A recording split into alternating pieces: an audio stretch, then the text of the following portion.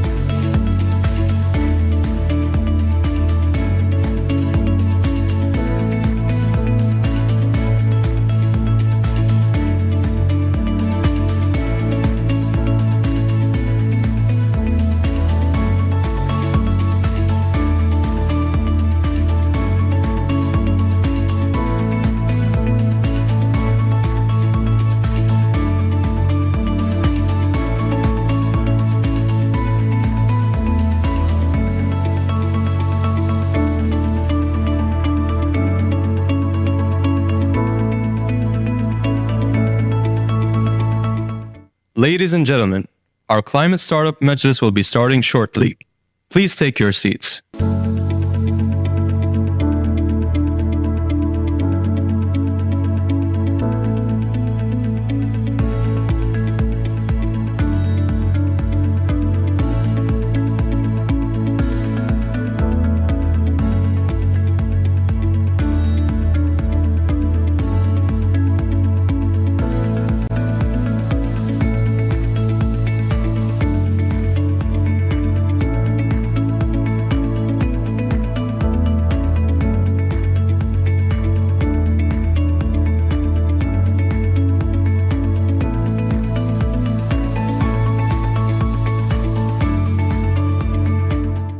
Ladies and gentlemen, our climate startup Mejlis will be starting shortly.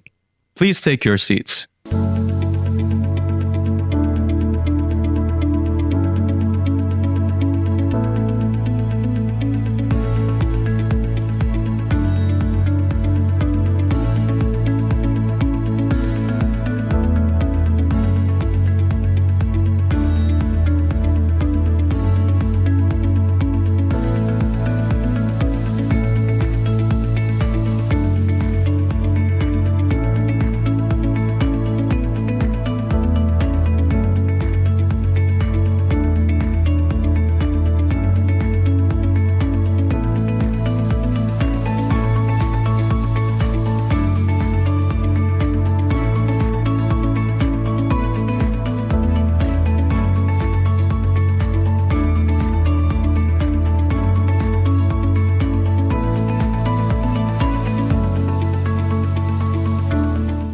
Ladies and gentlemen, our climate startup Mejlis will be starting shortly. Please take your seats.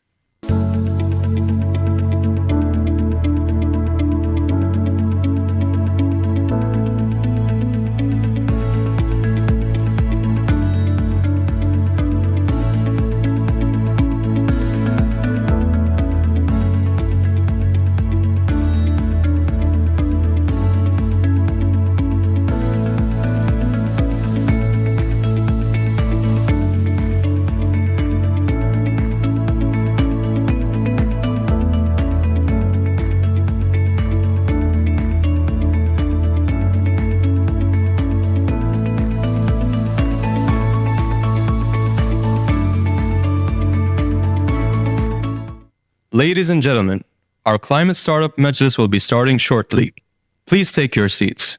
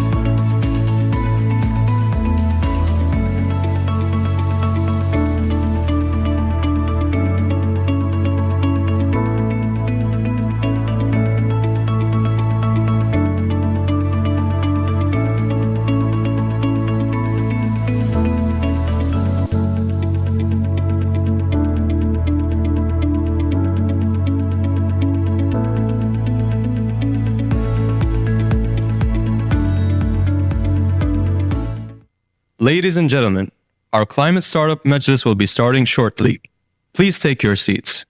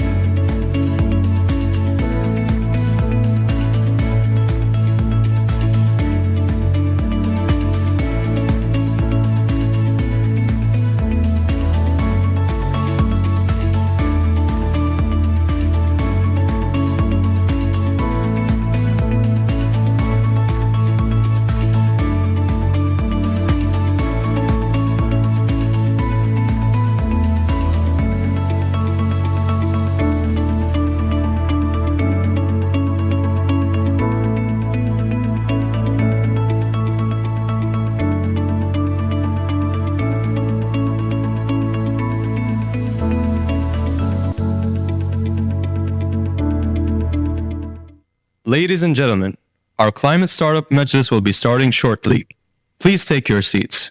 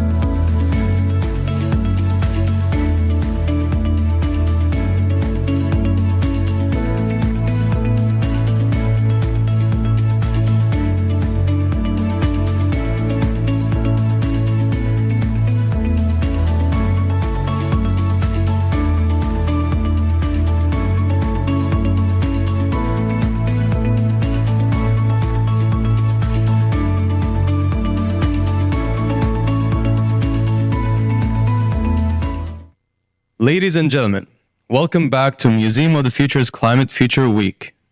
Before we proceed with our Climate Startup Majlis, we have a special message from Her Excellency Maryam bint Mohammed Al-Mheri, Minister of Climate Change and Environment. Your Excellencies, ladies and gentlemen, climate champions, a wonderful good morning.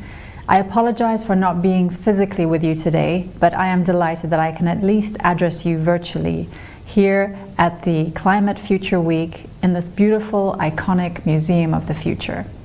I want to thank my dear brother, His Excellency Khalfan Belhol, Chief Executive Officer of the Dubai Future Foundation, for inviting me to speak. In just 2 months, our nation has the honor of hosting world leaders, industry pioneers, and climate experts at COP28. This global stock-taking moment will take place right here in Dubai. It gives us an invaluable opportunity to showcase the incredible climate initiatives and innovations which the UAE is leading, not just in our country, but across the world. At COP28, the world must face up to where we are relative to the 1.5 degrees Celsius target set out in the Paris Agreement. This is exactly what the first global stocktake will be about. In a nutshell, it's like a report card. But you don't need me to tell you that we are currently way off track, and the report card will not look good. The devastating weather events we've seen in recent times, from the floods in Libya to the wildfires in Greece, speak for themselves. And the UAE believes that COP28 must be the turning point that propels climate action forward in this critical decade. We need to use COP28 to course correct. To achieve this course correction, it's vital that all nations deliver on their net zero promises. The UAE has always placed emission reduction as a top priority and has always been a thoughtful steward of its natural resources. Now we're challenging ourselves to go further and faster. In our third update to our second nationally determined contribution, the NDC, we have stated that our goal is to achieve a 40% reduction in emissions by 2030 compared to business as usual scenario. And we aim to achieve this through a nationwide collaboration between government, industry, and community stakeholders. It exemplifies the spirit of inclusivity that underscores the UAE's approach to climate action. The enhanced targets in our NDC reflect decades of UAE climate leadership. Indeed, we have a pioneering legacy in this regard. We were the first country in the Arab world to ratify the Paris Agreement back in 2015, and we were the first in the region to announce a net zero goal backed by a clear pathway. Recently, the UAE Cabinet approved the updated National Energy Strategy 2050, which aims to triple the contribution of renewable energy to the total mix by 2030. The UAE also launched a new national hydrogen strategy, which will support low-carbon local industries. Our goal is to be among the largest producers of hydrogen by 2031. As well as promoting clean energy sources, we're making our transport industry more climate-friendly through our new national policy on electric vehicles. By 2050, we want 50% of cars on the roads in the UAE to be electric. This will significantly drive down emissions, creating greener cities with cleaner air for our citizens. At COP28, the UAE will act as a global convener, bringing together all parties to create a better future for humanity. Our vision is to deliver the most impactful COP yet by focusing on 4 key pillars.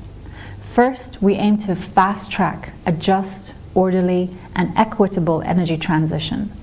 Second, we want to fix and increase global climate finance and ensure that it is affordable, available, and accessible to developing countries. Our third goal is to make people, lives, and livelihoods central to climate action.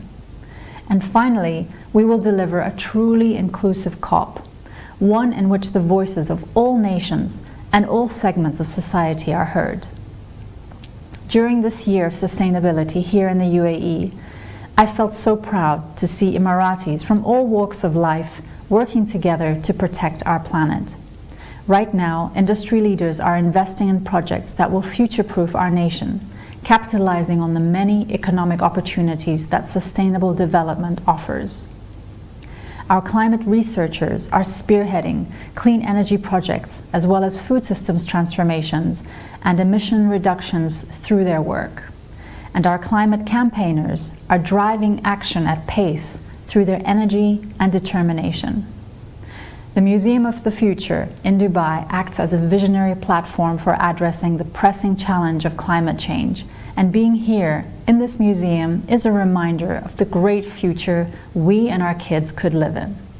Let's continue to build on that momentum. Let's keep leading the world in the net zero transition, and let's deliver the most inclusive and solutions-driven COP ever. Thank you. And now, for our Climate Startup Majlis, Please welcome to the stage Faisal Kadhim, Head of UAE Center for the Fourth Industrial Revolution, who will be moderating this session.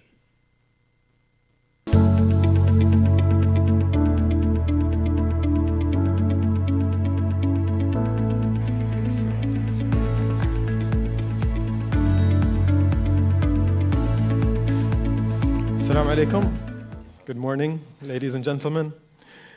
As Climate Future Week comes to an end, I'm excited to introduce the Climate Startup Majlis. We have an exciting lineup of 6 of the most ambitious climate startups regionally, and I'd like to introduce our panel.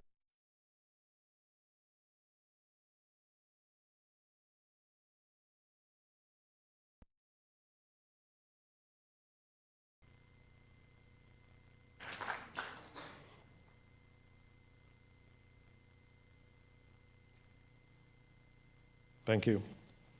Next, I'd like to introduce Lamis Al-Hashimi.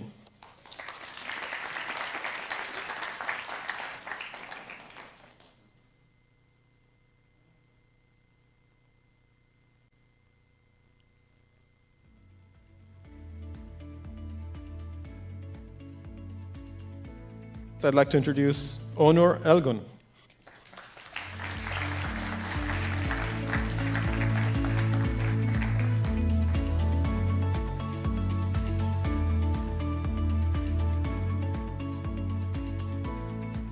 رابح الشار.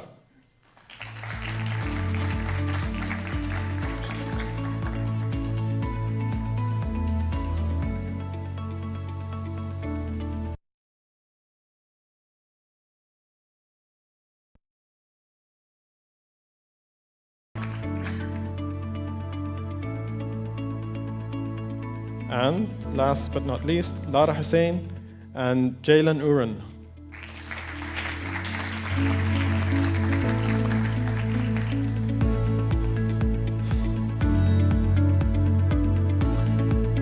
Excellent. Thank you all for joining us. We have an exciting session today. It's a climate startup majlis, so it's a very casual setup. We'll start with 10-minute presentations on each of the companies, followed by a 45-minute panel discussion, and we'll see if we have time for some Q&A session from the audience as well. So we have a lot to cover, so without further ado, Dr. Saeed Al-Khazraji, it's over to you.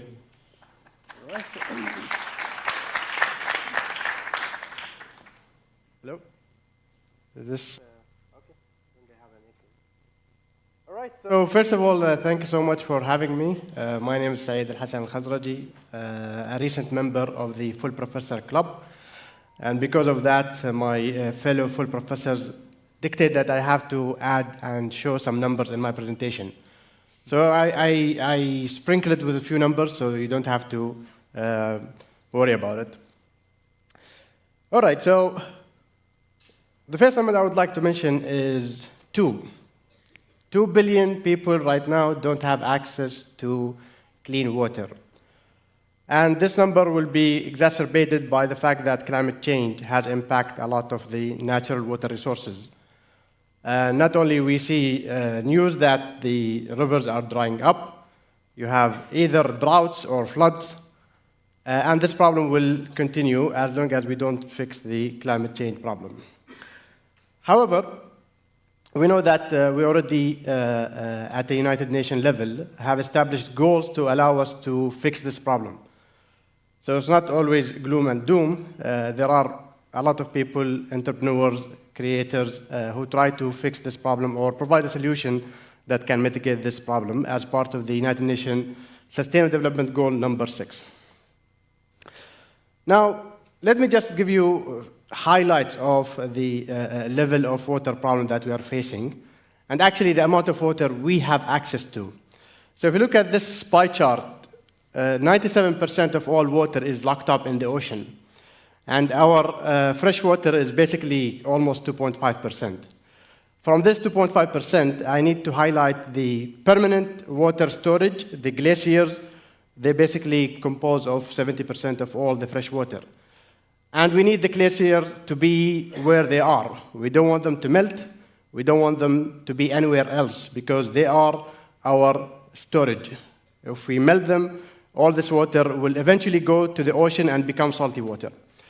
So all lakes and rivers are basically 0.3% of all this fresh water. So the point is we have a limited amount of fresh water, even though with this limited amount of water, we have survived and thrived as human beings. So one of the major issues we are facing is if we allow all this fresh water, especially that is locked up in glaciers, to melt, as I mentioned, it will go to the ocean because most of the glaciers are actually in the North and South Pole. So if this water goes to the ocean, it will become salty. So if you think about it, in the most cynical view, if all this ice melted, it will go to the ocean and become salty. So we have to look at ways to allow us to address the water shortage by going to the ocean and finding ways to produce water in a sustainable fashion by unlocking the water that is locked in the ocean itself. Now, the problem with melting ice sheets is that it will lead to rise in sea level. And a lot of island nations are already impacted by this, even though the rise in sea level is very slow, but it's a slow death because if all these ice sheets have melted, all the island nations will disappear. And this is one of the biggest sustainable development goals as well. It's number 13, climate action. So we have to find solutions to allow us to mitigate this problem. So as a summary for these few points is water is one of the major issues we are facing. And in the region like ours, we lack access to fresh water on the surface. We don't have lakes, we don't have rivers. So what do we have to do? We actually are using desalination to sustain our growing economy. And desalination is really a simple process. You take seawater, you put it in a black box, and this black box will give you two things. It will give you fresh water,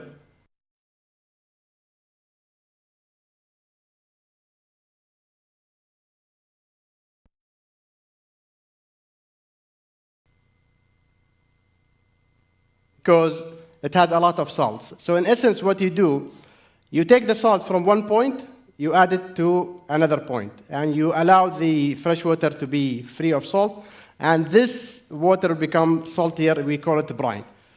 And obviously, you have to input energy, specifically electricity. Electricity is the one that drives all these processes. And electricity is an artificial thing. We created electricity almost 200 years ago. Before that, people survived without electricity because they have access to water and irrigation and farming and so on. The two issues with desalination is the CO2 emissions, because until now we are still burning fossil fuels to generate electricity and hence produce fresh water. The second problem is the amount of brine we are producing. So imagine you are taking seawater and you returning even saltier water to the ocean, it will eventually impact the aquatic life and it's harmful to the environment. So the question is, how can we solve this riddle? We need fresh water. We need to decarbonize this by not producing electricity and hence CO2. And we need to eliminate the need to produce brine. So let me take you back to elementary schools and review the natural water cycle. Natural water cycle is a process that has been happening for millennia. It starts by solar radiation, basically heating any body of water, whether it's a bottle, it's a lake, it's an ocean, it's a river, water will evaporate always. This water vapor goes up to the atmosphere and comes back as rain or snow, it depends on the geography. For us here, we have a lot of evaporation. The Arabian Gulf loses about 350 cubic kilometers of fresh water every year due to evaporation, and this water goes to form the clouds and rain. If you lived in the UAE, we don't have a lot of rain. What we have is evaporation. As a matter of fact, the amount of water we lose due to evaporation is 10 times the total global desalination capacity. So if you add up all the desalination capacity in the world, they produce 35 cubic kilometers of water per year. Arabian Gulf loses 350 cubic kilometers of water per year. So if I just capture 10% of that, I will satisfy the global need for desalination only from one body of water. And then you ask yourself, what exactly I'm going with this? Where is this leading? The idea is to effectively miniaturize natural water cycle in a simple process. Perhaps you've seen this image somewhere, either in UAE or at home. Two things. It's unfortunate that someone has thrown a bottle of water in the desert. But if you notice and you look at this picture, you have water evaporating and it's condensing on the surface of the bottle itself. This water is the freshest you can ever imagine. It will never have any salt at all. And it happens by itself. There's no electricity involved, no people moving mechanical elements, there's nothing. So when I looked at this picture, which I took like 7 years ago, I asked myself, so the solution for water shortage is there. It's in the nature. We just need to miniaturize that natural process in a way to allow us to commercialize water production. So what we did at Manhat is basically we mimic the natural water cycle. And we did develop patents that will allow us to capture this water in the following fashion. So this is a pool of highly saline water. It's in a farm in Abu Dhabi. We put these devices, and the water will always evaporate. It will go up inside this globe or the cylinder, which looks like Emirates Tower. And then it will basically condense naturally and form pure water. We tested this water. This water has no electrolyte, no salt, no impurities. It's the purest form of water that you can imagine. And we took a picture of the inner working. You see these droplets of water that are forming slowly but surely. They will always form, they will always be there, and they actually contribute to our bottom line, which is producing water naturally. So for us, what we are doing with this technology is not only to provide access to water for a lot of people, but also to use the technology where we develop floating farms to allow us to grow crops. Because water usage, 70% of all water usage is to grow crops globally, so we wanted to satisfy that requirement. And if you think about it, floating farm is basically a way to mitigate climate change. If the sea level is rising, then you might as well just grow your crops on open water surface, because that surface will always have lower temperature compared to the land, and it will be adaptable to climate change. And after that, I looked at other prototypes that we have developed. These droplets that are forming form very beautiful patterns that you can imagine. And if we want to save the globe, we have to do it one drop at a time, because that's what nature has done, that's what we can do, and that's what we're trying to do at Manhat. So with this, I thank you for your attention, and we'll take questions later on.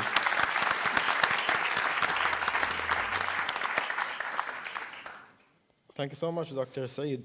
I already have a lot of questions, but I'll leave the questions for the panel discussion. Next up, we have Lamis El-Hashimi for Pomade.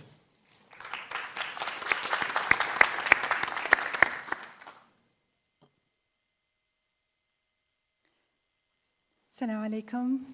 Thank you, everyone, for being here. My name is Lamis El-Hashimi. I'm the co-founder of Pomade. Our first slide is quite self-explanatory, but I'm here to share with you our journey, what it is we stand for, and how we can hopefully connect together in the story.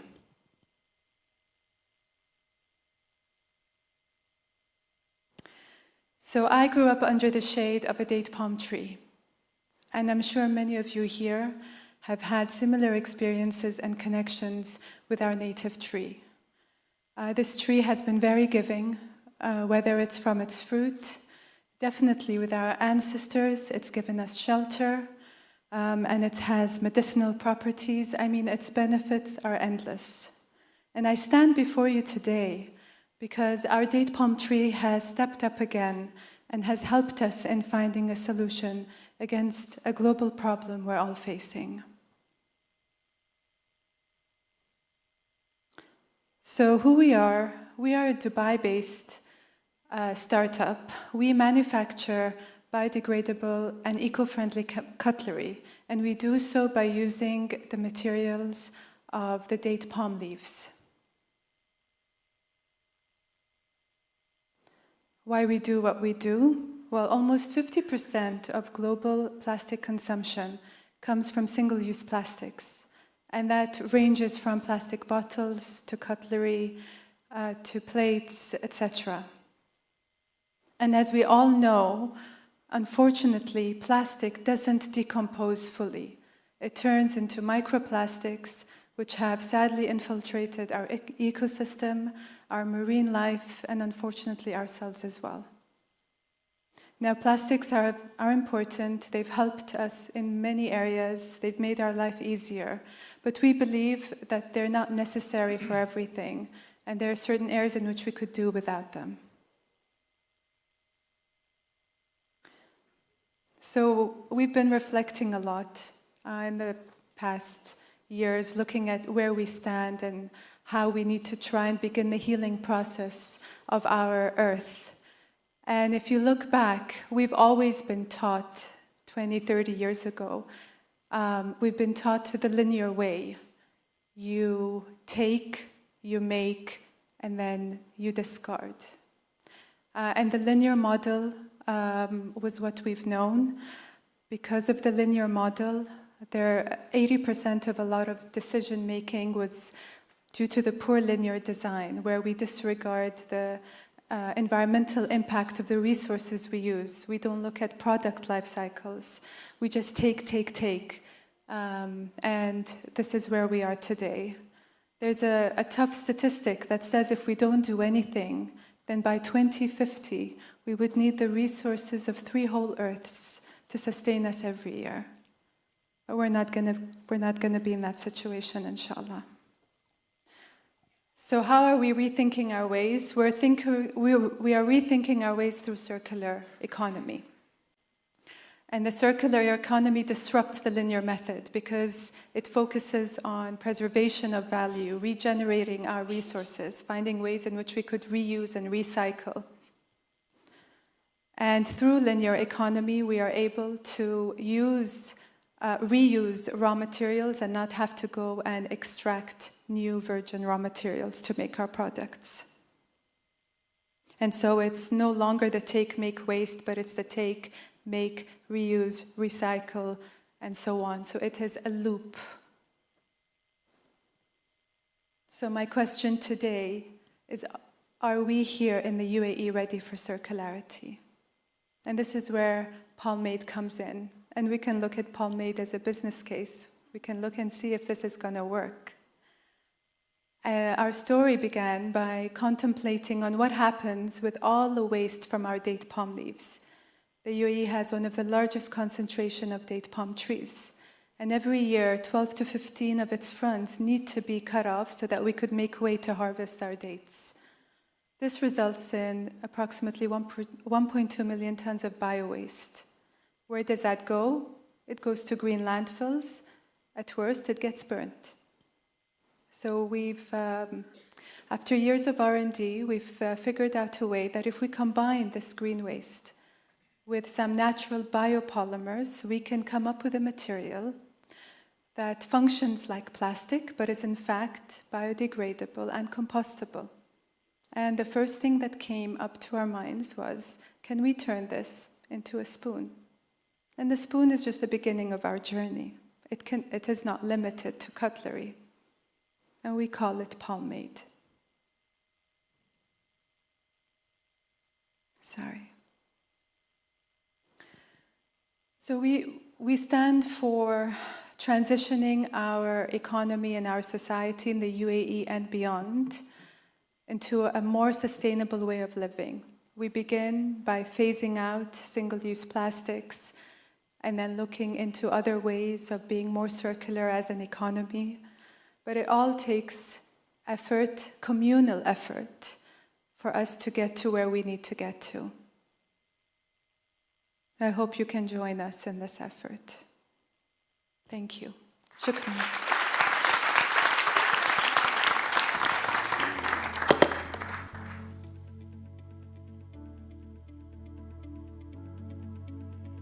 Thank you very much, Lemis. That's very inspirational because it's such a local way of addressing climate action. That's something that could have only happened here. So it's very inspirational to me as a resident of Dubai. Next up, we have Onur Elgun for Carbon Sıfır. Thank you. Yes. Perfect. Yeah. You hear me now? Okay. I think it's on now. Perfect. Let's get started. So first, a brief introduction about myself.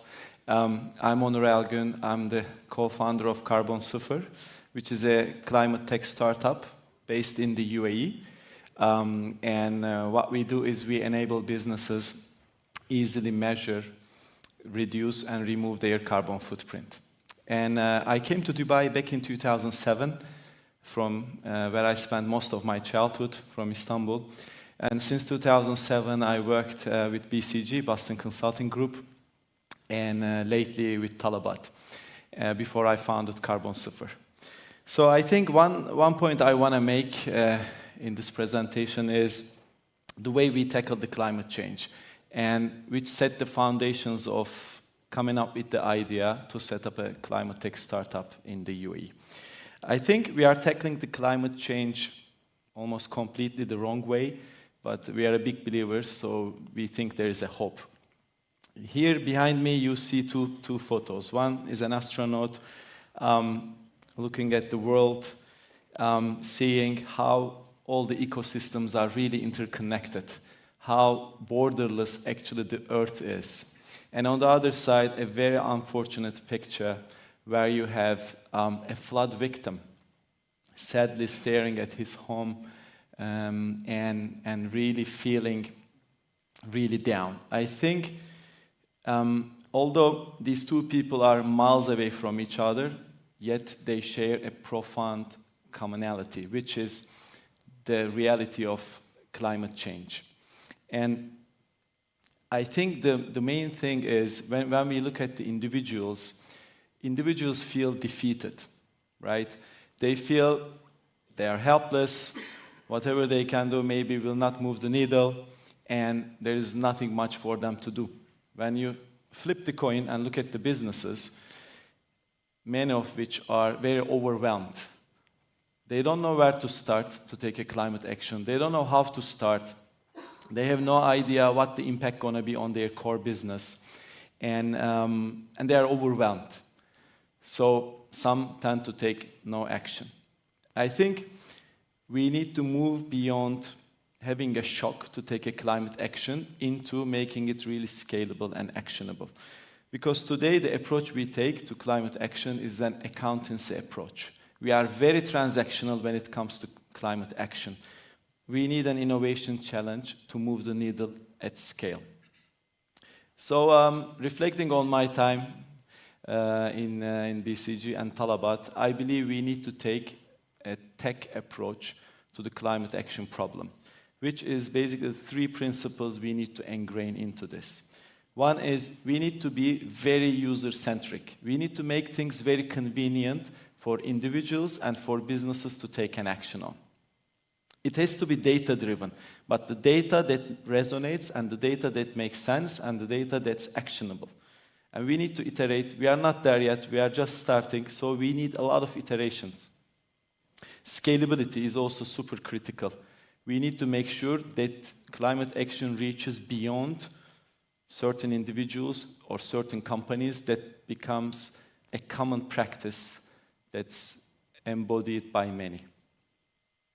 So next, I think, can we go to the next slide? I think it's stuck. So.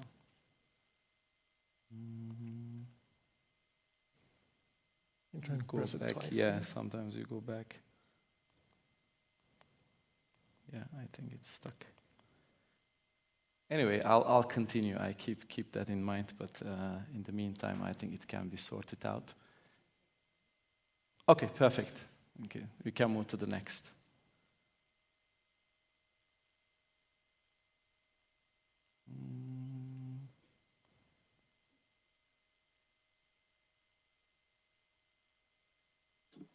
Oh yeah, perfect. I think now it's working. Okay, so user-centric design. So how convenient for you guys to take a climate action or for a business today, right? Is it as easy as making a payment through Apple Pay? Is it as easy to play music on Spotify or watch a video on YouTube? And if we think about for businesses, you work as executives in companies or you own a company, how easy for you to start a climate action in your company? Is it really that convenient? And in terms of data-driven insights and iteration, even if you consider a cordless vacuum cleaner, it took more than 5,000 iterations to come up with the end product. Same works for an Apple Watch that most of us wear today. So we need lots of iterations to make sense on what we do for climate. And also when it comes to communicating the impact, right? I'm not sure if talking about 1.5 degree Celsius target with an overall audience makes a lot of sense for a normal world citizen. Is this the right way to talk about climate and make people take action? And when we think about scalability, today, have we equipped businesses to take action on climate, which is plug and play, easy to implement, that gives them insights and that gives them measurement capabilities so that they can improve, because you can only improve what you measure, right? And we also don't talk much about how climate action can help on the core business objectives of a business, right? Incentives has to be aligned. And scalability, we need to move from a certain individuals or champions to the masses to take a climate action. And this was the foundation of the starting point for us, along with my other two co-founders, to set up Carbon Sıfır. So what we do, so I'll take you through carbon footprint measurement journey and tell you how we help an individual and then a company to take a very tangible climate action. But let's go back to the basics. So when I set up Carbon Sıfır, my mom asked me, of course, oh, mashallah, congratulations, new company. But what do you do, right? What do you do? Because it was easy to explain Talabat, honestly. That was easy. And so this is how I explain actually what we do to my mom, as simple as possible. End of the day, we would like to calculate the carbon emission of an activity, right? Of a business activity or an activity of an individual. So you start with data.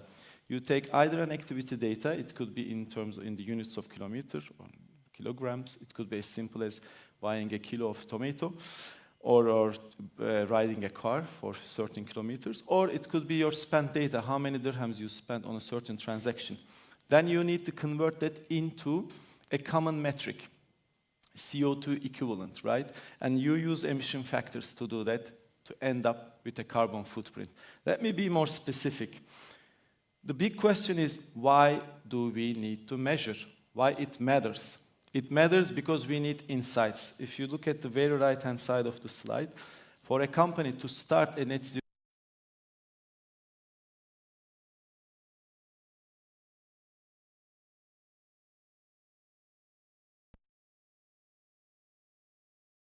improving, because if you don't measure, you don't improve. Simple. There is no other way. And then what are the quick wins you can do today, right? As a company or as an individual. Again, that starts with a measurement journey.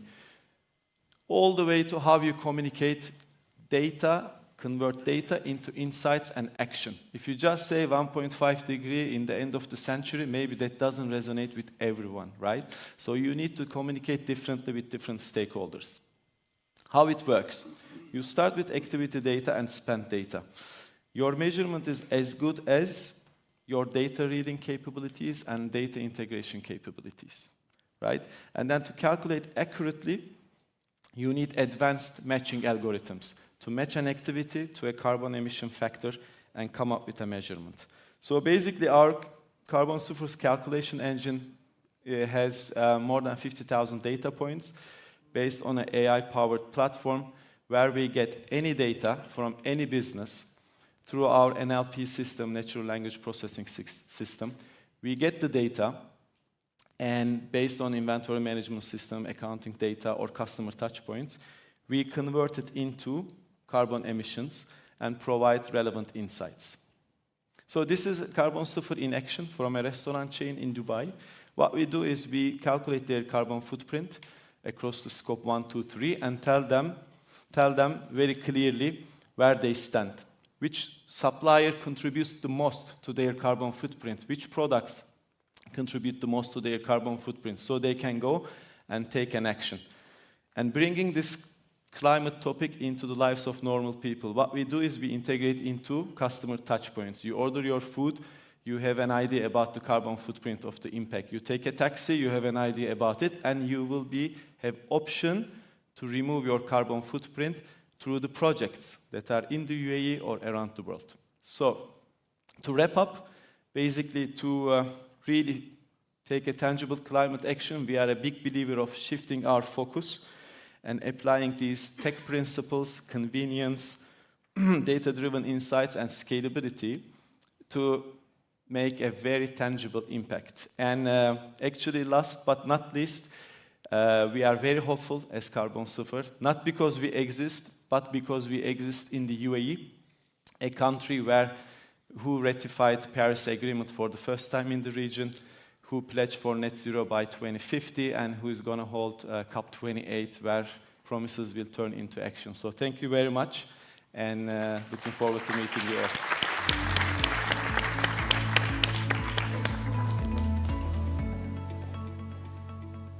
Thank you very much, Onur. I'm not sure how many people from the audience attended the morning session with His Excellency Dr. Sultan Al Jaber, who mentioned the need for measurement, basically, and this addresses directly that. So it's exciting to see this already happening. Next up, we have Rabih Al-Jar for Nadira.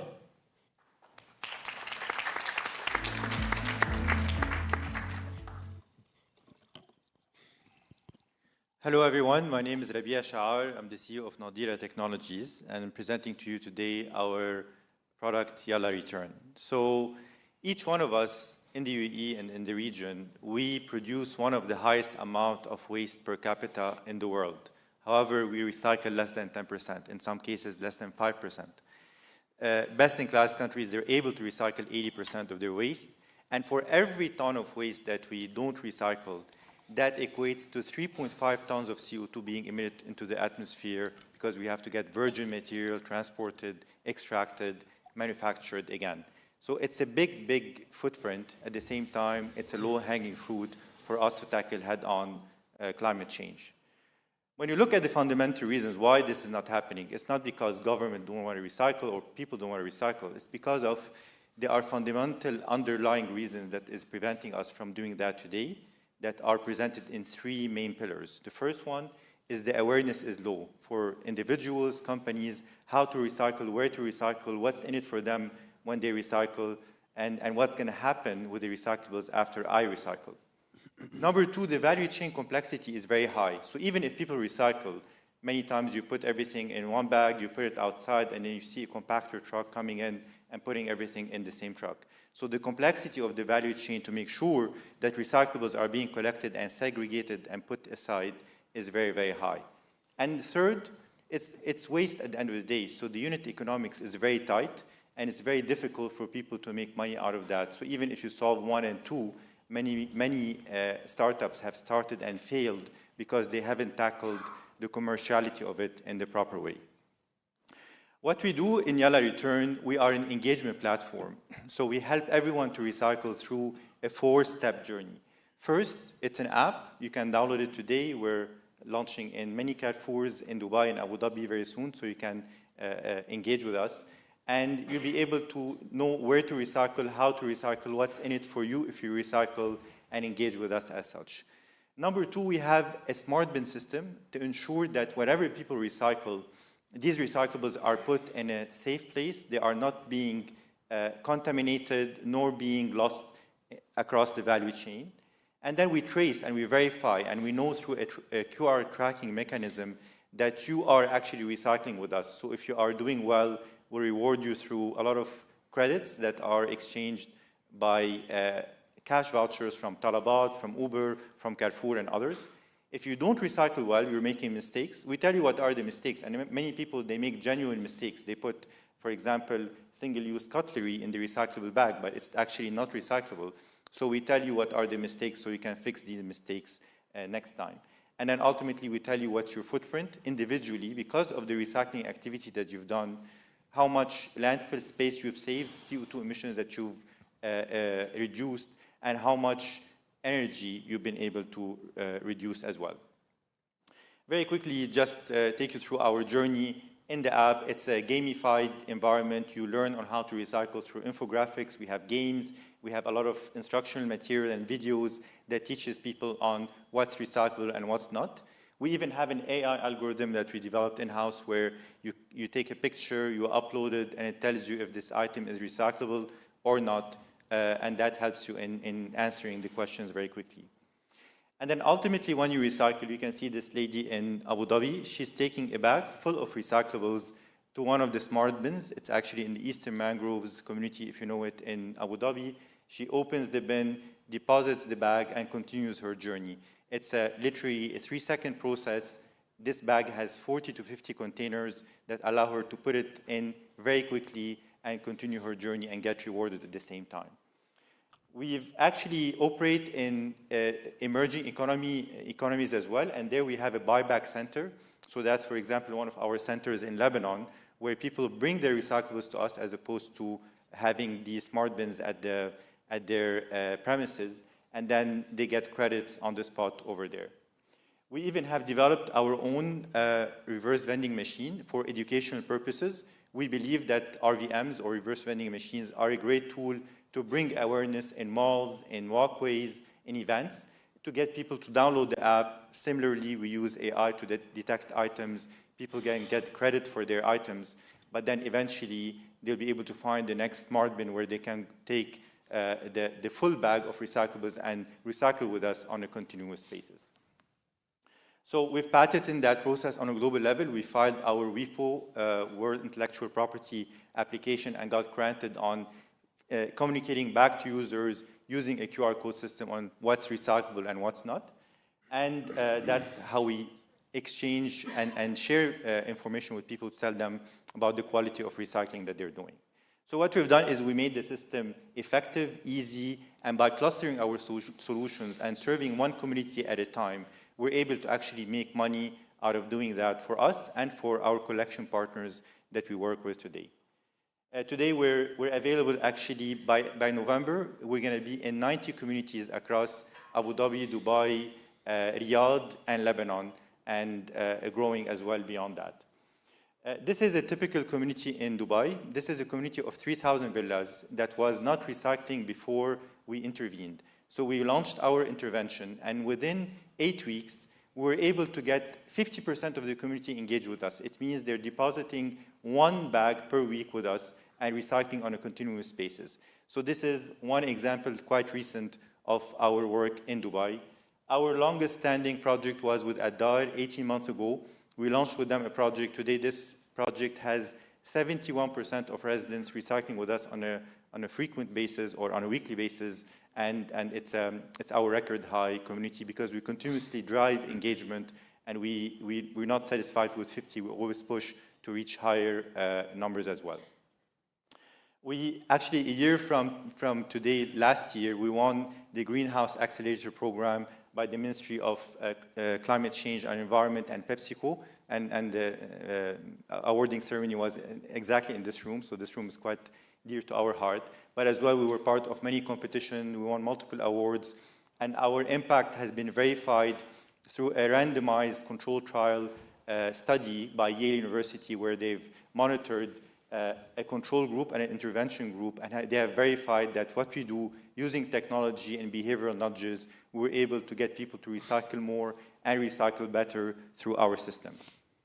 We are working almost with everyone today. So with governments, we're working with municipalities in Dubai and Abu Dhabi, with the Environmental Agency of Abu Dhabi.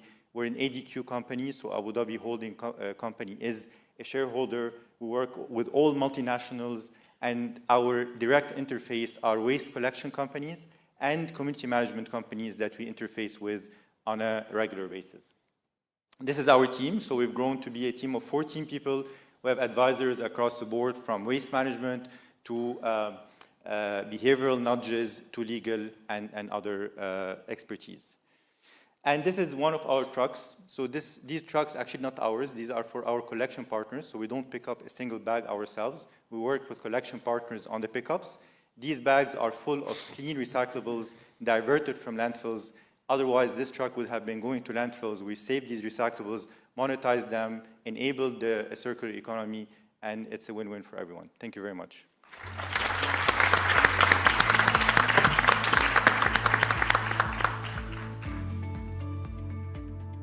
Thanks a lot, Rabeh.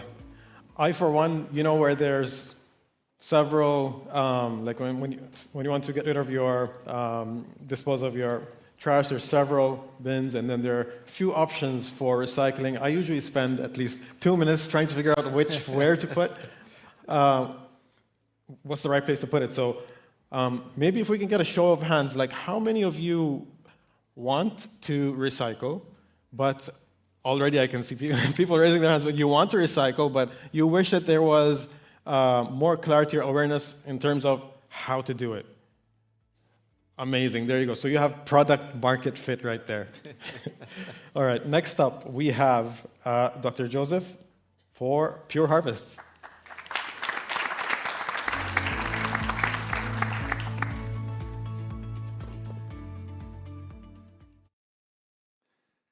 Yeah. Good afternoon. Let me briefly introduce myself. My name is Joseph Schmidt, as you've just seen, and you may have guessed already, I'm from Germany originally, but I have to say I haven't been there for, at least living there for the last 40 years. My professional journey brought me around the world, took me around the world. I've been working for a long time for the United Nations, so with the Food and Agriculture Organization. I've been working for the OECD, I've been working with a private hedge fund.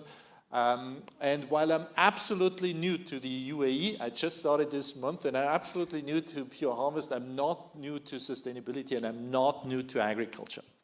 So with this, let me quickly start. I have to apologize. Actually, there will be a lot of data there, but it's all easy to digest. You don't have to worry. There will be a lot of slides because I actually thought I'm supposed to talk about 20 minutes. It will be only 10 minutes. Quickly, let me run through this. So what are the global challenges? And actually, here, the first number is 50%. We need to increase food production by 50% to 2050. But actually, you probably heard about 70%. That number comes out of my unit at the FAO. We estimated this some 15 years ago. In the meantime, actually, the number is down to 50%. We updated this. But it's not the only challenge. Actually, producing more food is just a smaller part of the overall challenge. The world is actually not only facing a food shortage problem, we are also facing an overweight and obesity problem. Indeed, the number of people who are overweight or obese is a lot higher, more than twice as high as the people facing hunger. So we need not only to produce more calories for those who are not getting enough at the moment, but we need to get better calories. We need to have better nutrition, better diets. And that's actually what we are doing at Pure Harvest. We are producing more fruits and veggies, and we are producing them in a way that is, we think, very sustainable. So we are using a lot less water. We are completely adapting to climate change. And overall, we are much more sustainable. And I will show that in a moment. So still, I said that we have dual challenges in the triple burden of malnutrition, absolutely clear. But we are still in an environment where population growth is very strong. It's more than 1% here in this area, and that's way above the global average. However, for a company like us, population growth as such isn't really important. What is much more important is actually how many consumers you have. And the consumers only come with urbanization. And while population growth is slowing down, actually it's slowing down very rapidly and has been slowing down for quite some time. I'm talking about percentage growth, but even in absolute increments it's slowing down. Urbanization is still accelerating. And if we move to 2050, more than 100% of the additional population will actually be urban. And that's good news for us, and that's good news for a company that's trying to address consumers through supermarkets. And it's particularly pronounced actually already in the Middle East, and even more so here in the GCCs. Most of the populations here are already urban. Good.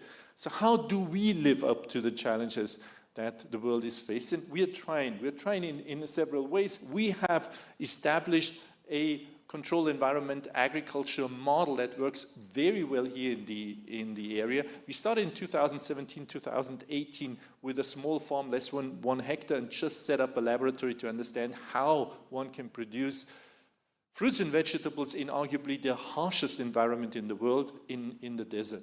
And we performed extremely well. We have now developed a lot of technologies, we have licenses for them, and we are harnessing a wealth of data to constantly improve the way we are producing fruits and veggies. And importantly, we've managed to find inroads into the supermarket environment, universe here, and very successfully. We have a strong impact. We have an impact not only because we are serving the consumers, but we're also serving them with produce that is coming with a much lower footprint, not only carbon, but also other things, water, biodiversity, etc.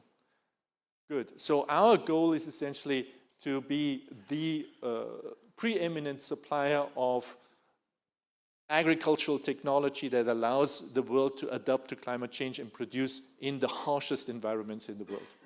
So I mentioned already that the main concern that we are having is actually producing better diets. And here a quick chart brings across two things. One is fruits and vegetables are not yet on the diet to the extent they should be compared to the WHO minimum. Actually, many of the countries are still way below. And then actually bear in mind the WHO minimum is a consumption measure, whereas the other numbers are supply measures.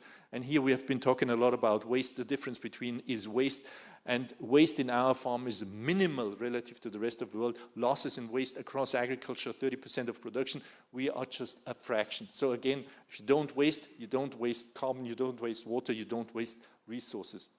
Here's our produce.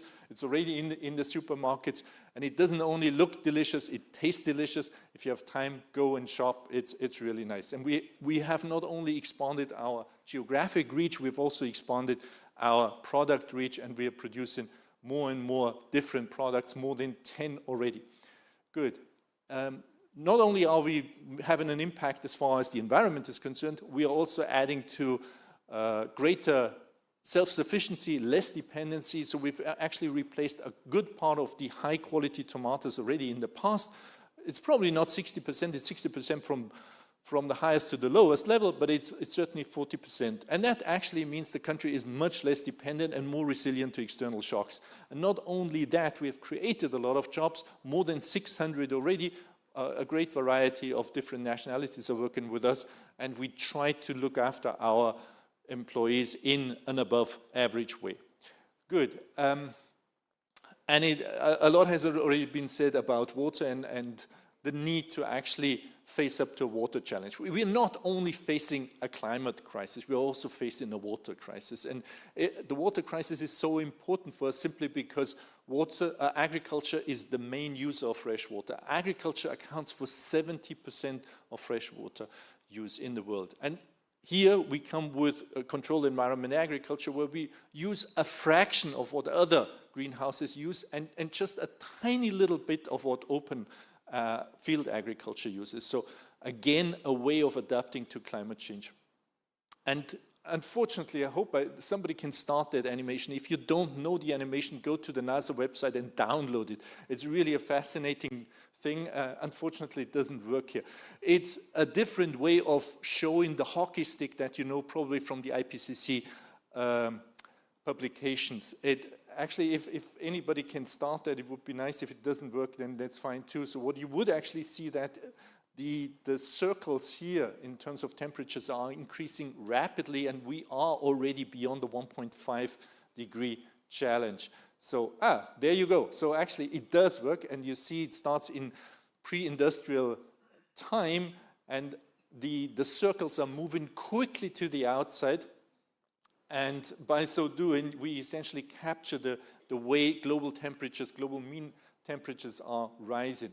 And now we are still in just post-World War II era, and now it's just like the steep part of the hockey stick chart. Now it's accelerating. And the trouble is, actually, by the end of this, you will see we have already reached the 1.5 degree limit that we set ourselves in the Paris Agreement.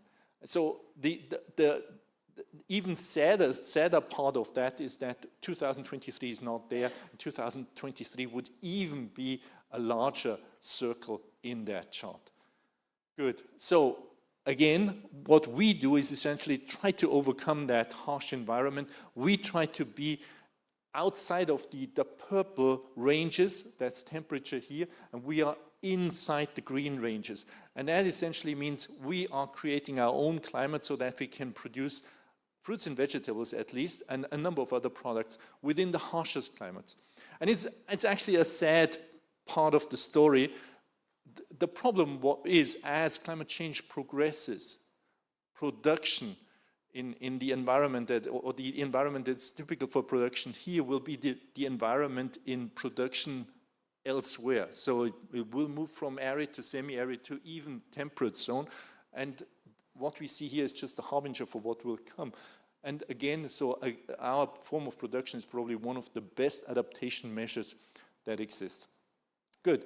So finally, and let me wrap this up without going through all the details, we think that our own ESG measures are very much in tune with the SDGs.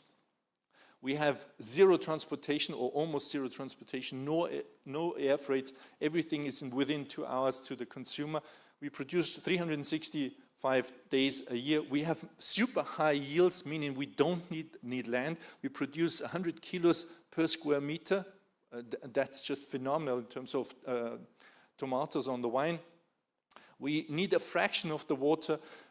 We are much cheaper than the imported produce. We are a little bit more expensive than the local produce, but in terms of quality, we're much better. We are not using anything but recyclable packaging, and we have created a lot of jobs. Now, this is what I say about the company, and this is what other people say about the company. We have won a number of prizes. I only know those from 2023, so both as far as the product is concerned and as far as the company is concerned. Thank you very much.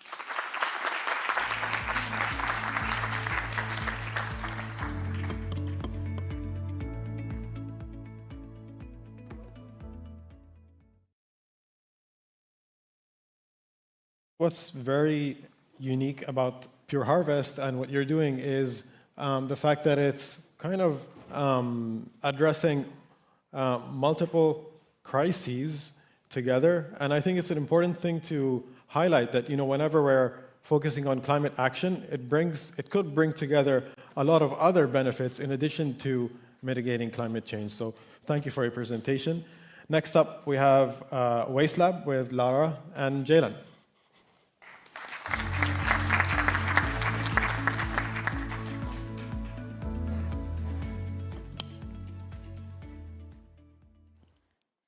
So people are usually laughing at me when I say I get cold in Dubai. This is exactly what is happening right now. So if you hear my voice is shaking for the first couple of minutes, because I'm cold, nothing else. And I see a lot of young people here today. I'm very happy to see you. I'm gonna tell you our story. My name is Jaylan. Let me just see if this is working. It's not working.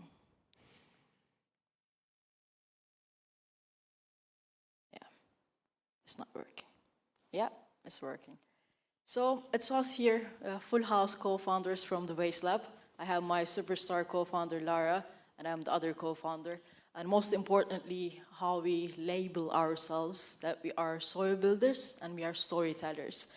And today, the topic that we are covering is rescuing food scraps and building soil. So I want to understand, first of all, if any of you just think something when we say rescuing food scraps or rescuing foods. Yeah. So the reason that we say that we need to rescue our food and our food scraps, because unfortunately, most of it are ending up in landfills. I'm gonna share a little bit of numbers, but these numbers are for you to really picture what is actually happening. We are not doing great, that's for sure, but it's actually, we can turn this problem into a solution super easily, and this is what we are doing here in UAE and Dubai. So we are a woman-owned, impact and data-driven startup, and our technology is our nature.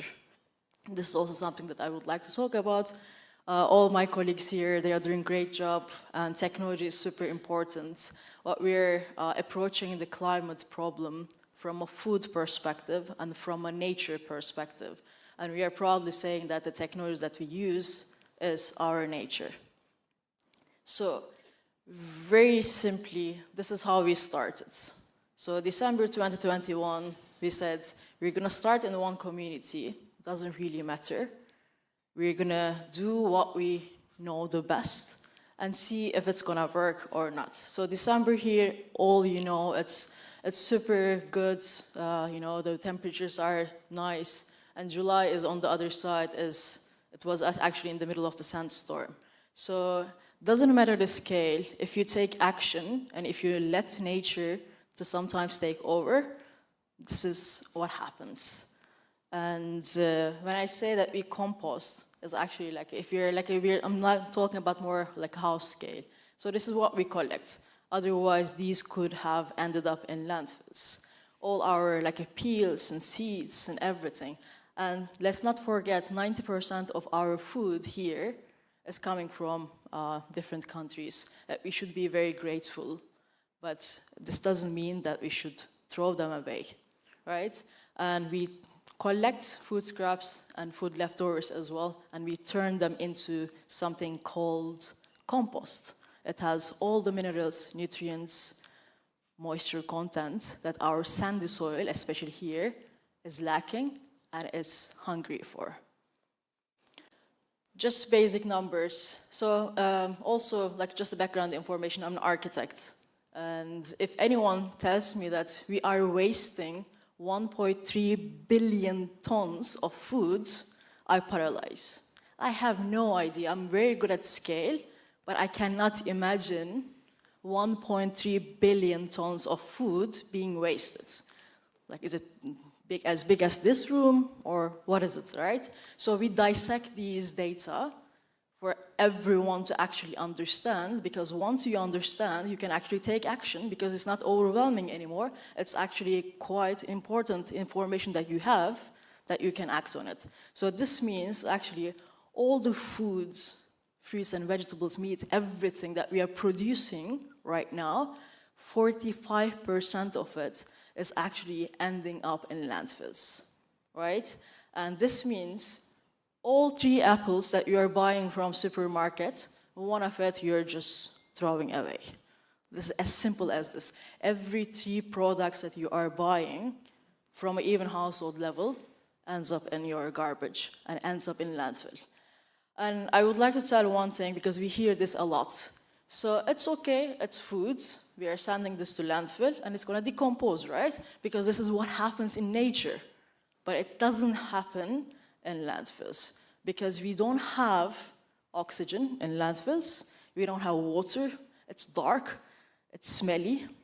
There are no decomposers. There are no right microorganisms that in landfills that could actually eat the food that we are throwing away, right? So what happens is actually we are creating more problem, because when we throw our food, we are actually throwing so much more than just the food. We are throwing all the resources to actually grow this food, from logistic, from water, farmers, every single thing is there, right? Then these aren't being able to decompose there. So what happens is they actually start creating something called, and much more potent than carbon dioxide, called methane. So we actually make problem for ourselves for no reason, right? So locally, what does it mean? If we continue the way that we are throwing our food here, just food, in 2050, which all of us in this room will be able to see it, we are gonna need 2 Palm Island size of new landfills to just accommodate the food that we are throwing away. 2 Palm Island. We all love this, like an attraction point, right? Imagine this as a landfill. So why do we compost? Because first of all, it reduces the landfill. It reduces your green gases emissions. This is the main target, right? then it's actually builds healthy soil. We need this a lot because there are two carbon sinks on Earth. One is our oceans, and the second one is our soil.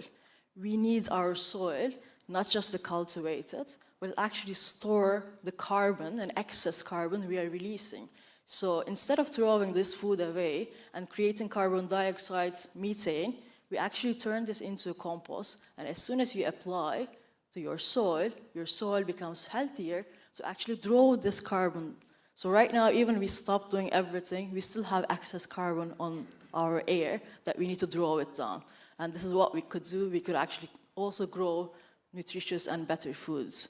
It eliminates agricultural synthetic chemical application as well, which is quite important. You can actually grow your own foods, and you can actually do it here in Dubai, in UAE too.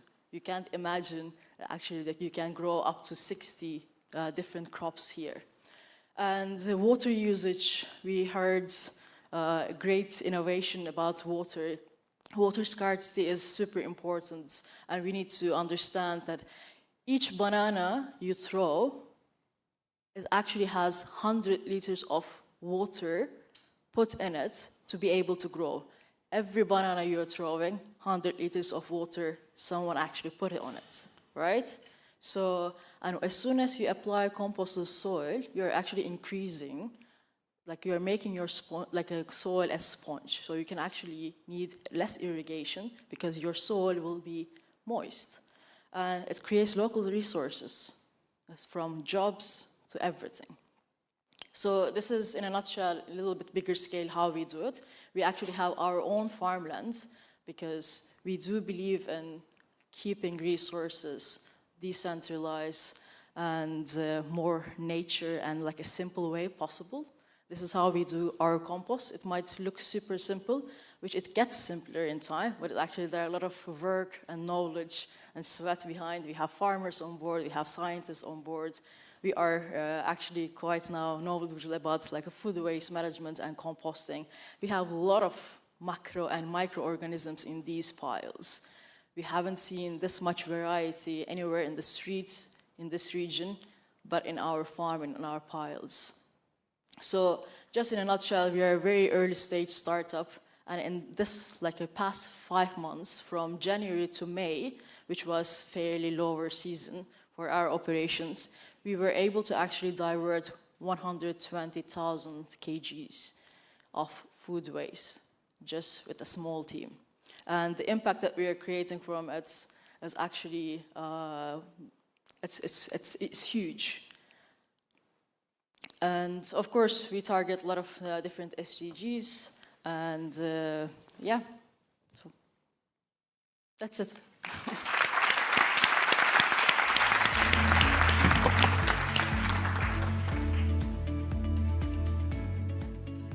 Thanks a lot. Again, another example of a multifaceted initiative, and I think it's great that Climate Future Week got the opportunity to invite you to speak here, because I think awareness is very important. It was very eye-opening, like the impact figures that you're showing. So hopefully we'll be inviting you a lot more in the future. So now it's time for our Climate Majlis session.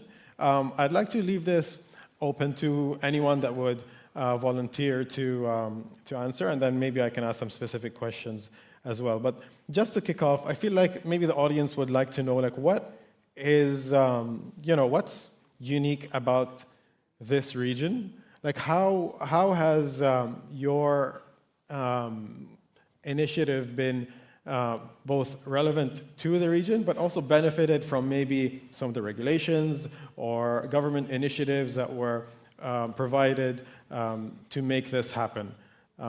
So yeah, would anyone like to volunteer to go first? Maybe Lamis or Dr. Khalid? Go ahead, Lamis. Well, I believe, all we had to do was reflect in retrospect at how our ancestors survived in this region. We've always looked to the outside to find solutions, and just taking a moment to look at our resources. At least in our case, we were able to harness so much from one of our main raw materials, which is the date palm tree. I think we're very lucky that, as Dr. Sultan had mentioned, we have the political will within our government, and we have the leadership and the support to sort of transition and shift our mindset and move into a more sustainable way of living.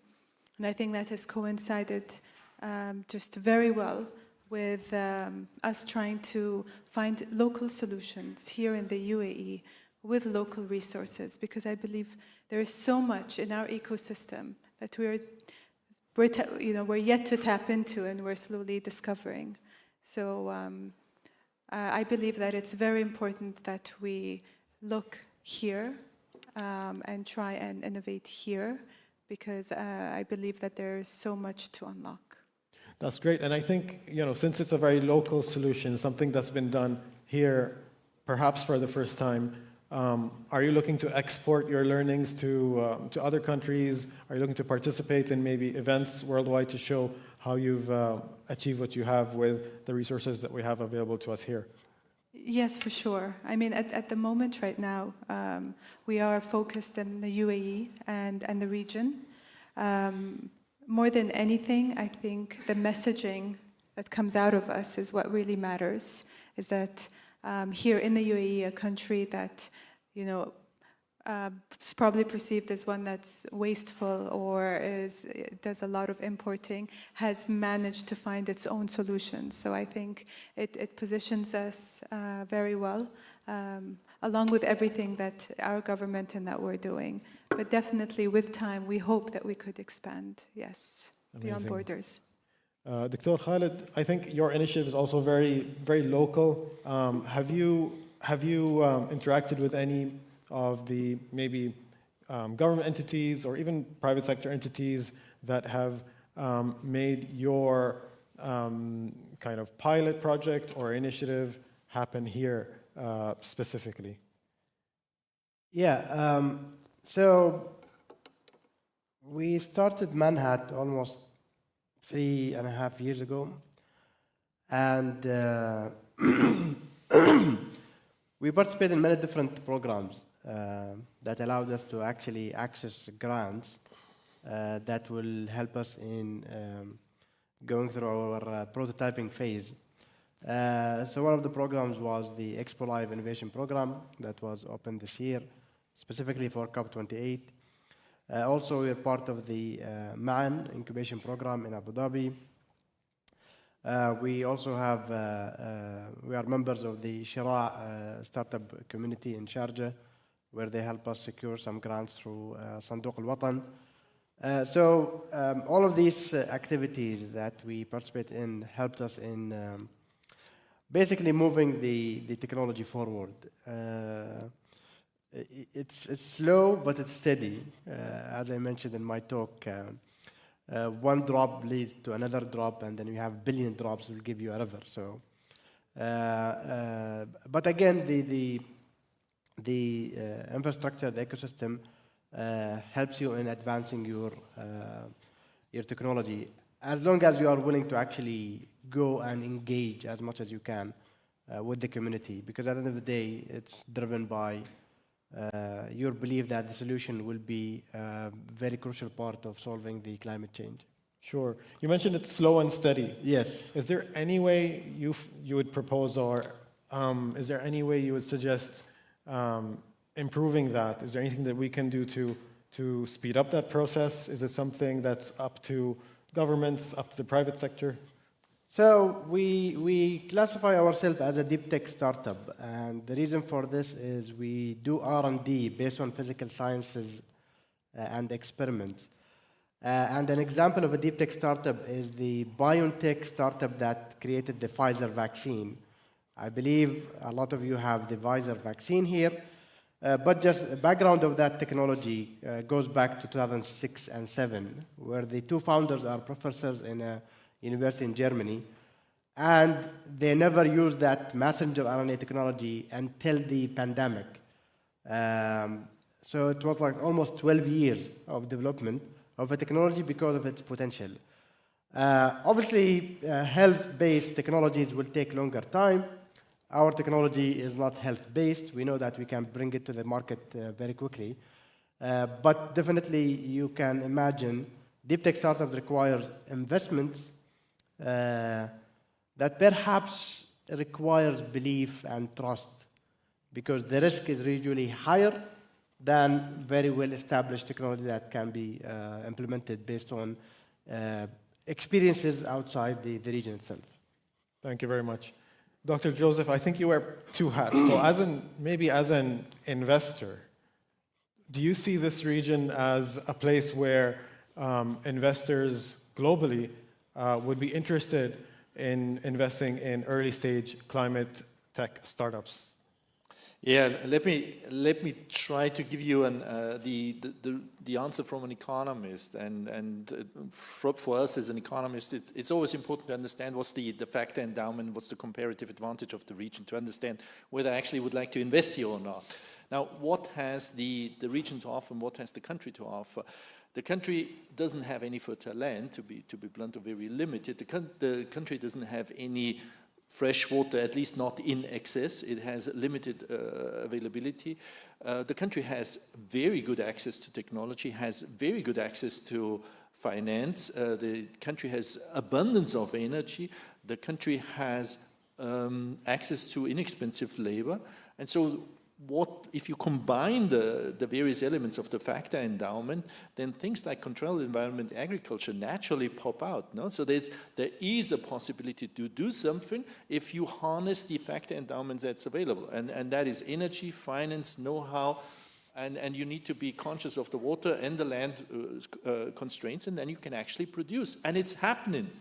And that actually brings about a lot of advantages for the country. And it's not necessarily from an investor's perspective. And I think the leaders of the country have understood this, because they are promoting and fostering these developments. So they do understand that this is good for economic diversification, that it creates extra jobs, it makes the economy more resilient, that it is an adaptation to climate change, that it helps mitigate climate change, that there are all these external benefits, as we call them as economists, that certain types of technologies can help internalize. And there are many more possibilities, actually, when it comes to food security. I thought that one of the things I would do here in the country where I would invest is actually food processing. So by food processing, I mean, for instance, to establish a large flour milling industry, and I will explain why, or a large oilseeds crush industry. Why would I do that?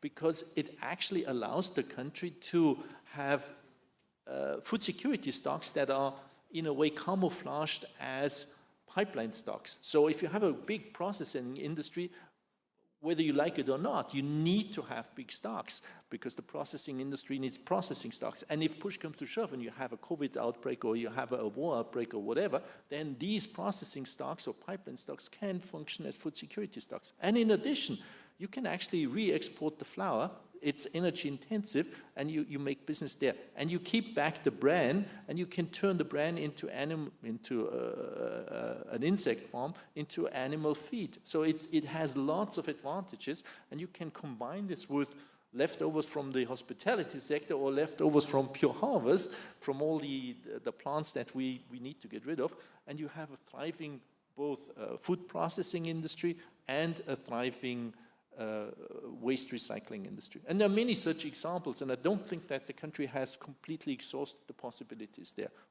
So if I were an investor, that's one of the things I would go into.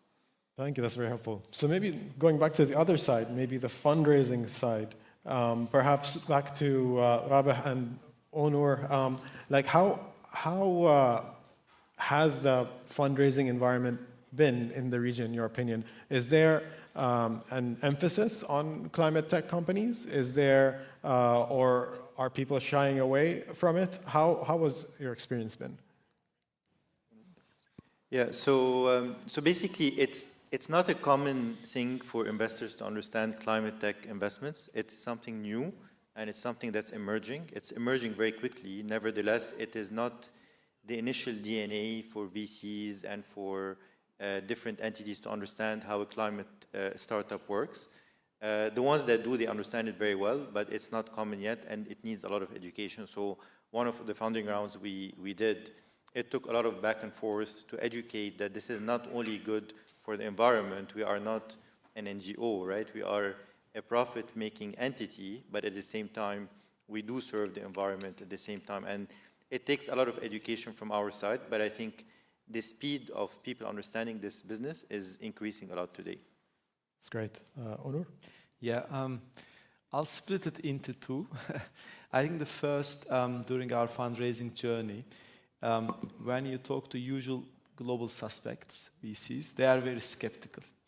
Because maybe the skepticism comes from the usual stigma about the region on climate. So this is, I'll be very open to share it because there's a stigma.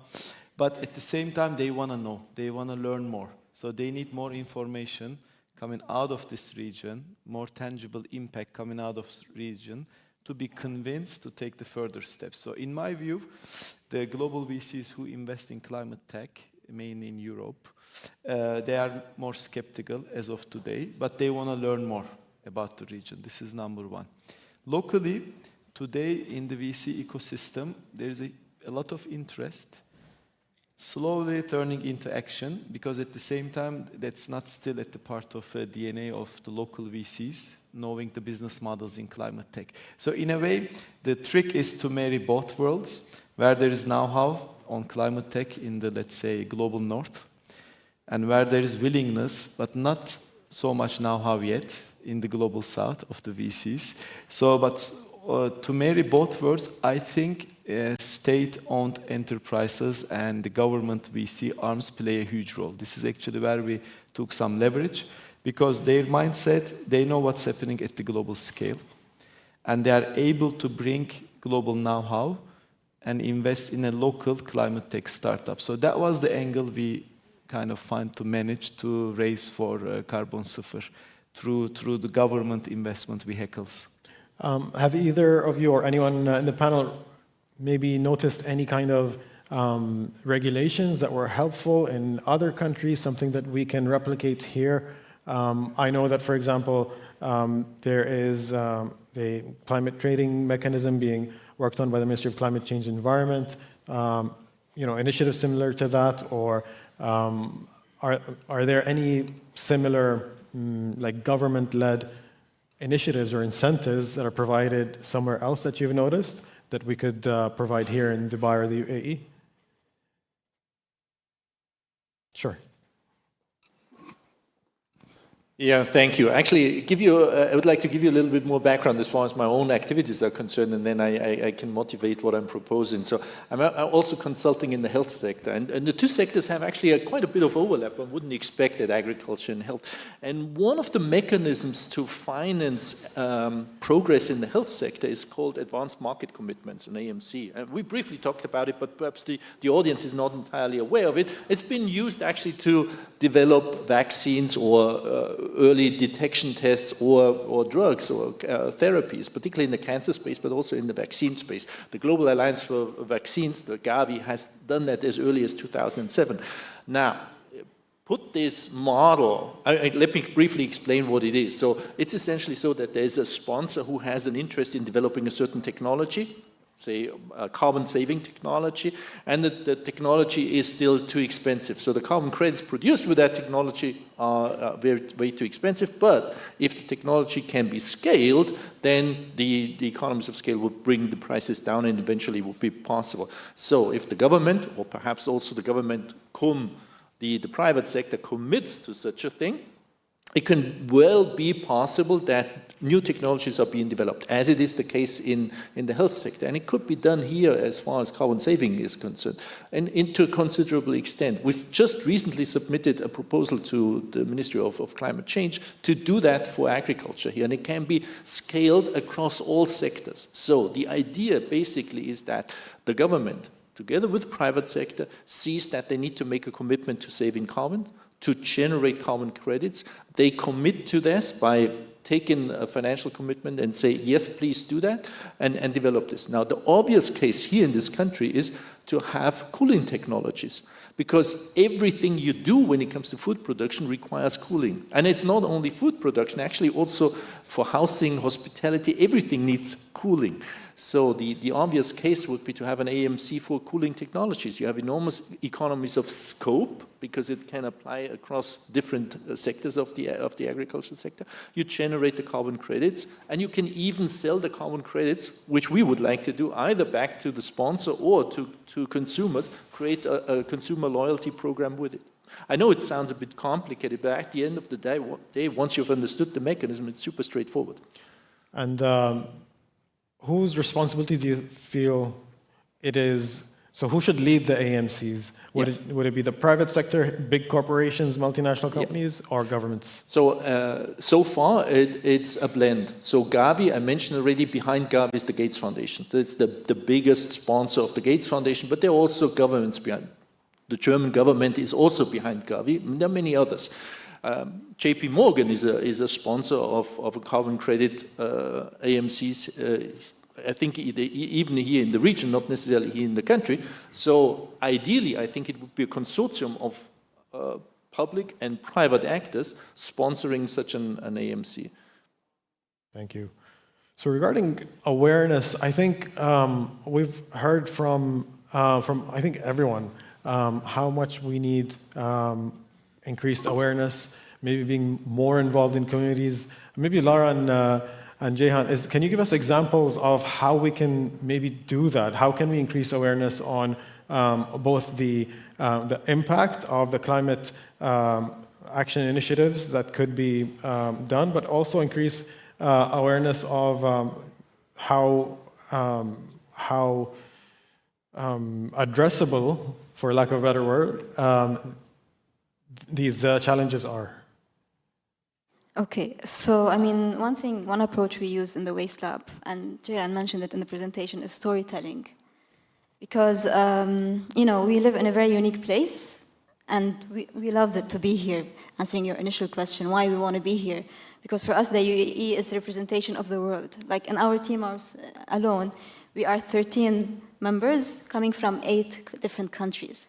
So if we can figure out here and crack here how to solve the problem, we can really replicate it outside. It's a challenging place, it's a dynamic place. And this tells us that each one of us from different nationalities, different backgrounds, gets triggered by a different thing to act and to make action. Some companies, for example, are triggered more economically, some emotionally, some functionally. So with storytelling and with us being really on the ground, interacting face-to-face, using, not a top-down approach, but a bottom-up approach. We really understand the pain points and the motivating factors that really trigger action, whether it's on an individual level, corporate level, governmental level. And this is why also we need to collect data. Impact data is important, but behavioral data from schools, from households, from our own house. What can we do as a company, as a startup, to tell them, like, this is easier than you think it is. Like we did one campaign last year during Halloween. So, in Halloween, we buy a lot of pumpkins and we throw them. So what we did, we said, like, we back then it was still us early stage, we only had Jaylan's, Jeep. We said in our Jeep in 2 days, we're gonna pass by anyone who wants us to collect their pumpkins to make sure they don't go to landfill. Just let us know, and it's a free service. And what we will do is either anything that is edible, we will go to the UAE Food Bank. Anything that is not edible, we will compost it. And we also collaborated with the school because they have cooking classes with students that they used these pumpkins to create dishes. And people said, we can really do this. Like, really, knowledge is power. Just give them some tips, some practical things, and give them the tools and ease of doing things, and they will actually do something about it. And in these 3 days, we collected around 800 kgs of pumpkins. Half of it went to the UAE Food Bank to create, food for other people, which is super important because we don't need to really compost everything. Let's donate whenever it's possible. Half of it, or maybe 2/3 or 1/3 of it went to the school, and they showed us, pictures of students, the youth cooking and enjoying and understanding this has actually been saved from going to landfill. And the rest went to our, farmland, where we actually, with the compost application, some of the pumpkin seeds fell on the sand. And because we applied compost, we grew pumpkin plants. Nice. So the cycle continues. And yeah, Jiran, you want to add something? Yeah, I mean, from our side, I think the most important thing, so most of the time we use a lot of buzzwords, right? Awareness, climate change, sustainability. But we really need to actually make it super accessible for everyone, not really knowing what does SDG means or ESG means. Because these are quite technical words, and right now we are trying to solve one of the biggest problems that we are facing on Earth on a paper. So in our companies, in even houses, in our household, we don't know if we are contributing or not to start with. And if we know, we don't know how to take action. And from our companies, most of us, we have a checklist. I need to do this. How can I do this? Do it. It's not like this. We need to really go on the ground, understand what we're dealing with, and just take small steps. This is what we're doing. We're getting a lot of questions from a school and student level. They're asking what I can do. I'm saying, please go talk to your mom and dad, because you are going to push them actually to take action, because they learn super fast. And the second of all, if you're a company level and if it's overwhelming, there are so many now knowledge out there, but we need to make them super simple.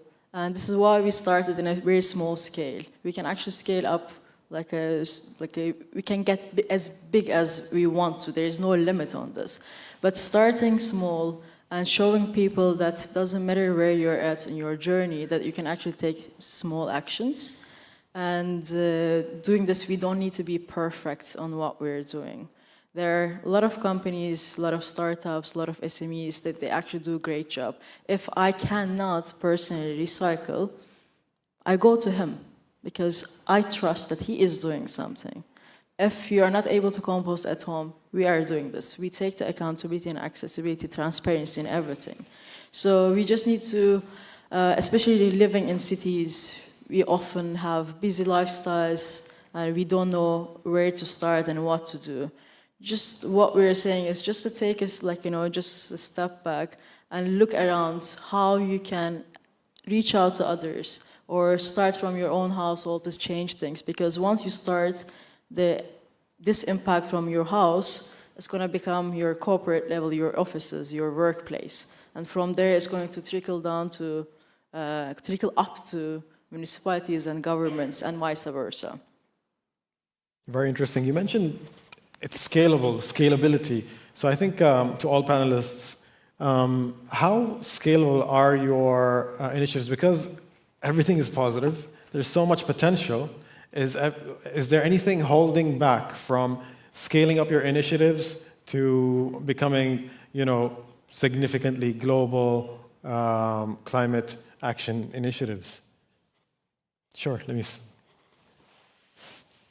So we still consider ourselves a startup, and the solutions that we provide is really, we believe that our customers, our consumers are already there.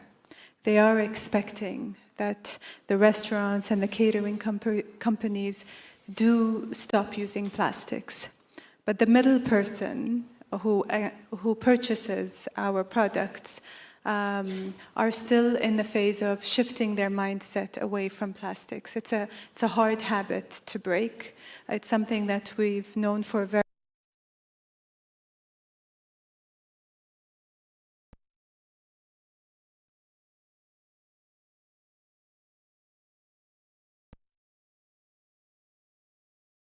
launch our products at the expo. And we came into it believing that it would, get into the market in a very widespread manner. However, we did realize that the main struggle is the shift in mindset that is not fully there at the moment. So in terms of scale, cutlery and single-use plastics only work through scale. This is a disposable product at the end of the day. But like I had said before, it's a communal effort, and every player needs to play their role and make the right decisions. And the sustainable choices that are being made now, unfortunately, don't outweigh the non-sustainable ones. Thank you. Thank you. If I may add on scalability, I think awareness is definitely important, but it's a little bit of a chicken and egg story. To create scalability, you need awareness, but also to push awareness, you need scalability. So one thing, we are a big believer of being part of day-to-day lives of people on climate action. So today, just in UAE, on a daily basis, there are more than 1 million orders. Food, grocery, e-commerce, taxi. It's more than 1 million just in UAE. If you expand it to MENAT region, in a given year, there are more than 3 billion online orders.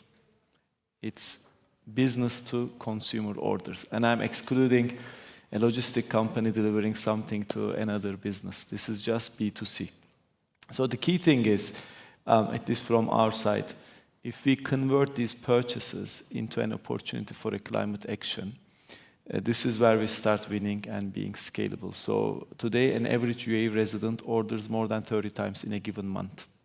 Again, e-commerce, food, grocery, taxi, more than 30 times. Each of these is an opportunity to create awareness, to tell, oh, this is basically your climate impact, and you have option to neutralize it. And then, if you go into day-to-day lives of people, that will encourage businesses to take an action, right? Once businesses take an action, it will also encourage more people to be part of that day-to-day activity. So I think any solution that can be applied to day-to-day lives of people, and at the same time for a business that makes it easy for him to scale across its branches, different countries, this is when technology plays a role. And then I think then you activate awareness, because I think we shouldn't just lean back and say awareness is low in the region. Because we did a survey, more than 70% of the people in UAE and Saudi Arabia are really willing to pay even a slight premium to get sustainable products, given that the information is trusted and their funds are going into local projects. So if you enable that with tech and local solutions, and I think awareness is here. This is how I believe. Sure. Yeah, I just want to add to my colleagues that there are as well, there's a role for policymakers to play a role as well. And I can give you like 2 very simple policies that the UAE can adopt more and other countries as well that will accelerate the recycling journey significantly. One policy is around the gate tipping fees at landfills. And we have a case study in Dubai. It used to be 10 dirhams per ton. And when Dubai increased it to 100 dirhams per ton, all the community managers, their waste management bills tripled, and they got very interested into recycling to reduce their waste management fees. So that's a very smart policy that is output-driven that allowed this to happen. Another policy that is not here yet, and I wish it can be included soon, is mandatory inclusion of locally recycled material into the products. So this glass that we have right here, this is made mostly from imported virgin material or imported recycled material, but not locally recycled. So if that is become mandatory, then a lot of people would want to engage to recycle more so they can have access to this. So these are 2 very easy policies. They can be done in one go. So Dubai do more of it. So the 100 dirhams should be probably 300 dirhams to be on par with other countries, and mandatory recycling material will help a lot. So. Sure. Yeah, let me just add one idea. I think not only are there no limits to scalability, it's just even the other way around. If we don't scale, a lot of things will not be viable. So we at Pure Harvest, we don't see any problem in actually producing more, having more tomato farms. But at the same time, there's no problem of what we call economies of scope, so that we just increase the palette of products. It's well possible. And the same holds on the input side. the more investment in cooling technologies, the cheaper these investments become. And it's a crazy thing. I mean, we even have economies of scale on variable costs, meaning that if we buy more fertilizer, we actually get cheaper fertilizer per unit. So it's not only that fixed costs are coming down, but even variable costs are coming down. So not only should we worry about scalability as far as limits are concerned, we need to scale. Without scaling, both on the input and on the output side, a lot of technologies will, or a lot of the activities will not be viable. Thank you. Sure, Lemis. If I could make a comment to add on the policy decision making.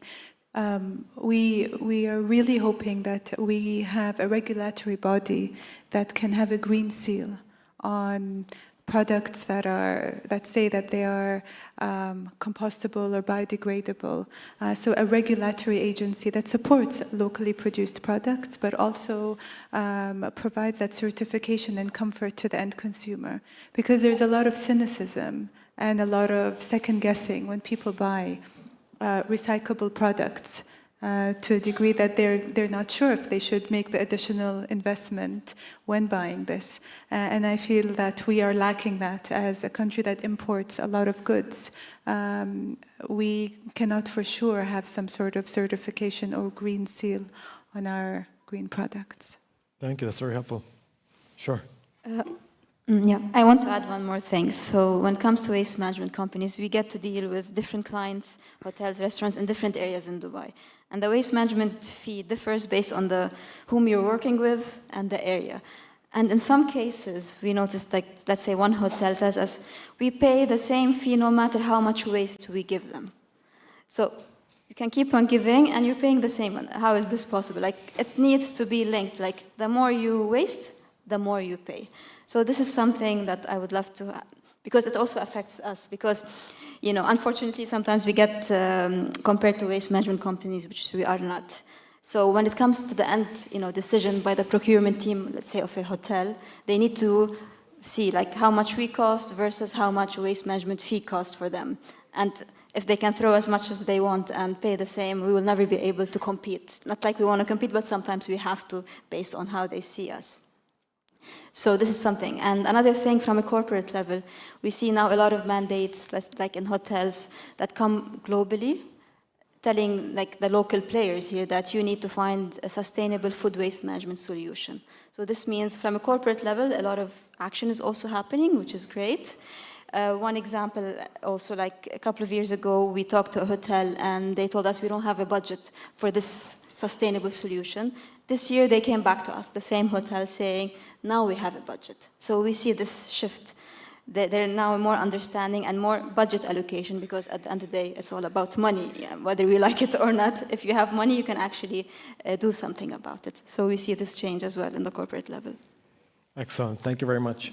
So I want to leave some time at least for one or two questions for Q&A. But before we get into that, I'm going to put you guys on the spot, okay? 10 seconds each for the audience. If someone's looking to either create their own company, climate tech company, or they're in the early stages of their startups, what's in 10 seconds a few words of advice you would give them? It could be area to focus on, or maybe an attitude to approach this with, or any other words of wisdom. I'm going to start with Jaylan. Sure. Just start. This is quite important, because sometimes we take a lot of time to decide and start, because you never know unless you start how it's gonna work out, right? Just of course, like prepare yourself what's coming. It's not an easy thing, and it shouldn't be easy, because like all the problems that we're tackling, they are like much more bigger than us. But just start, get help, but trust yourself. Get your finances right from the beginning as much as possible. Because, I mean, this is my pain point every day, looking at finances. Find someone who really understands your business as much as possible, even if sometimes it's not easy, but try to find someone who can really support you on your financial journey, and because it will come bite you somewhere if you don't. Yes, thank you. Yeah, I couldn't agree more. So finances are critical, and particularly actually here. It's surprising. It was surprising to me how few real pre-seed and seed investors there are in the country. There is a huge degree of risk aversion. But at the same time, the government actually has very attractive programs. So it would be important for any investor to understand what program is available. Do a scan of the public funding possibilities, and based on that, offer de-risking options for your VCs. Yeah, so I agree with my colleagues, but one thing I would like to add is formulate a very specific thesis before you start your startup that gives you a competitive edge versus somebody else walking in and doing the same. So think about it very hard and formulate the thesis, because the thesis will stick around. Our product has evolved a lot, we pivoted a lot, but the thesis is still the same from day one. So make sure that you think very hard about it and how is this going to give you a competitive edge compared to other potential competitors. Thank you. I think for me, especially from a climate tech perspective, everyone, VCs, friends, businesses, everyone will tell you it's too early for the region. But by the time you think it's the right time, you will be too late. So yes, start now. That's my advice. Every day is an adventure. I would say don't be afraid to ask for help, because you never know. And whenever you feel like you don't know why you're doing what you're doing, just remember that there was a strong reason that motivated you to start, and always bring yourself back to that reason and keep going. Okay. Well,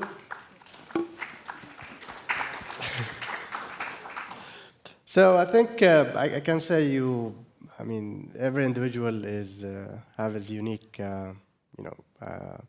life, but you can do two things. You need to be curious, and the second thing you need to do is you need to tame your ego. Otherwise, you will not be able to advance. Very interesting. Thank you. Excellent. Well, I think we have time for, one question. Maybe we might have time for two.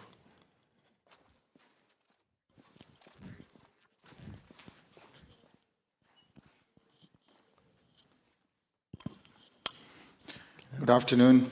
It was a wonderful discussion, and my question to Dr. Saeed, because I'm a member of World Water Council, and I've done a lot of research on the Arabian Sea and the Oral Sea, and the reasons. And one of the major reason for the largest desalination plant in Japan to be abandoned was it was disturbing the marine life, because the brine water was been discharged into the sea, and the salinity was increasing to the level where it was disturbing the marine life. Now if we look at the Arabian side of the Arabian Sea, the only source of water is desalination. Yes. And right from, let's say, from the Basra to Ras Al Khaimah, when we see all this. And in this, the downside is that we pour back this highly saline effluent back into the sea, and we don't have a salt cultivating farm or something, where we can use this as a salt farm because of the constraint of many other things. So, on one side, we are condensing the Arabian Sea. On the other side, all the millions of vessels coming into the Arabian Sea, dumping their sludge, they're raising the seabed. Yeah. So, we are burning the rope from the both ends. So what is the solution, what you can see on this? And on the other hand, we are one of the largest consumer, per capita consumer of water in the world. Yeah. And I always say that, whatever water we used is manufactured, because it comes from a factory, we don't have a natural source. So this is a burning issue, and definitely, in this proceedings of the COP28 and many other climate change events, it will be discussed. But you as an expert over here, what's your opinion? That's my first question. One to Mr. Onur, that, in water world, every product has been listed like the virtual water calculation. Like Jilan mentioned about the banana, how much water can be used. So like every product, if we have a CO2 carbon footprint on it, it will educate, the consumer to pick up which one has the least carbon footprint on it. So water has been done. Like you say, a car, there is a calculation how much water has been consumed to produce this car. But for this, for the CO2 emission, it's still a long way to go. That will help a consumer awareness, because legislative decisions are top-down approach, but the cultural decisions are bottom-up. So when culturally everybody will be conscious about what they are using and what they are selecting based on what least damage it is doing to the environment, that will create this thing. And one last question to Jilan, that you mentioned about the soil, and that is a very important thing, because we are deteriorating the quality of our soil. That the 3% oxygen required for the soil has gone down to less than 2. So it is imperative for us to not only see the other things on the climate, but also improve the quality of the soil, and what steps and measures can we take to improve that quality of the soil. Thank you. Sorry for the elaborate question. Thank you. So maybe start with Dr. Saeed. Okay, so the situation with the Arabian Gulf is a bit complicated. Most of the GCC countries depends on it for desalination. Saudi and Oman, they have other options, but the other 4 countries don't have any other options. There are many different studies of predicting what will happen to this body of water. Some of the studies suggest that the water will become more saline with time, because all the rivers that basically feed the Arabian Gulf are being challenged and being dammed, and the amount of water is not coming as much. But on the other hand, you have water come from the Gulf of Oman feeding the Hormuz Strait, so it can actually balance it out. But definitely, if you do this on very long time, the challenge with desalination is that you don't see it. You think, it's a small amount of brine that is dumping to the Arabian Gulf. Let's not worry about it. However, if you look at the different solutions, we need to deal with the brine. And one way to do it is either to produce the salt, or we're actually proposing that we use our technology to produce more fresh water and produce the salt on the same time. So the brine will not go to the Arabian Gulf anymore. But frankly speaking, for the UAE, the Gulf of Oman will be our most best option going forward, because the salinity there is lower and it's much larger body of water. Because I don't think we will be able to continuously desalinate from the Arabian Gulf, especially that the reverse osmosis technology depends on the amount of salt you have. If you have higher salt, then you cannot use the same plant. You have to upgrade it. And then upgradation means the cost will go up, and then it's a vicious cycle. But I think if we look around, I'm a hopeful guy, so I believe that solutions will come. Whether our solution is other technologies can provide a solution to this problem. I think as long as we are active in finding solutions, we will be fine. Thank you. Yeah, thank you. On the carbon footprint question, actually this is exactly what we are trying to do, bringing in a meaningful way the carbon footprint impact to day-to-day lives of people, because even to make it more meaningful, because if you take a cab or if you order your food, if someone tells you, hey, that's the carbon footprint, 1.2 kg, okay, it's good, but what does that mean? Is it kg, ton, does that matter? So what we are trying to do is, one, communicate the impact in a bite size that can resonate with the end user. It could be in the form of, look, you did it 30 times this month. That saves you a car trip from Dubai to Abu Dhabi, so people can resonate, You did it that many times this month, so that means equal amount of carbon sink done by a mangrove in Abu Dhabi, right? So this is what we are trying to do, educate people about the actions they take, give them an option, because once things are available, only then people will take an action. even if I want to take an action, if that's not given, how am I going to do that? So we want to make sure awareness can be converted into an action. You communicate the footprint in a meaningful way, and then you let them take an action, and the action lands locally in the UAE. So that's the objective we do with our customer touchpoint integrations. Coming back to the soil.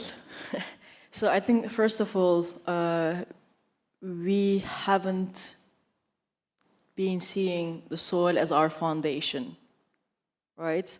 Which we should go back and start again seeing that soil is our foundation. And I will answer this question as a co-founder of a startup that's dealing with food waste, and also as an architect. So everything that we build, every single building, road, infrastructure that you can name, or every crop that we grow, that comes from our soil. All the microorganisms that need it for us, they're all there. But yet, we only know 1% of the soil right now. So let's just try to understand a little bit more, because we have been taking from our soil a tremendous amount. We just kept taking. We forgot that actually we need to put it back. This is actually one of the biggest trigger in my life, that as soon as I heard something building soil, I stopped everything in my life. I stopped building buildings because I thought that there's someone or some people around that they are actually building soil too. It was actually not like this. Unfortunately, we haven't been giving the right attention to our soil. That's why we are suffering from so many problems as well. Just next time, and one more thing locally that I would like to say, desert or sandy soil, it doesn't mean that it's dead. It's just different. It needs different attention, maybe different ways of treating it, but it's not dead at all. It's just how we see it. And the more that we see it, especially here, that it's dead, we just like, nah, it doesn't matter, it's already gone.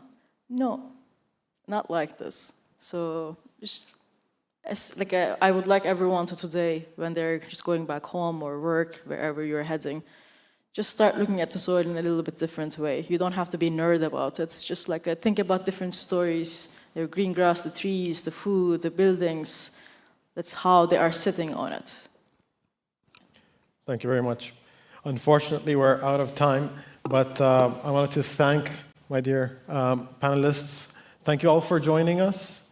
Climate Future Week has demonstrated that protecting our planet is of the highest priority. We must all collaborate to build a brighter, more positive future. We hope that through our discussions this week, we have inspired you to get involved and take action.